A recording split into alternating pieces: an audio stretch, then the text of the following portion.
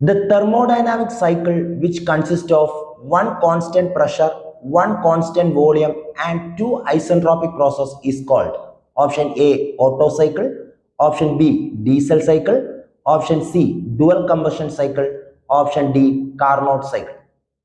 The correct answer is option B diesel cycle. Diesel cycle mainly consists of one constant pressure, one constant volume, and two isentropic processes. Constant pressure heat addition, constant volume heat rejection, and isentropic compression and expansion process.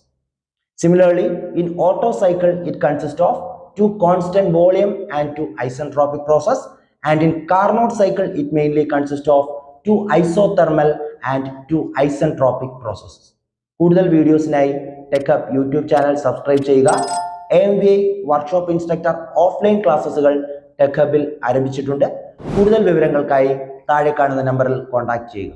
Thank you.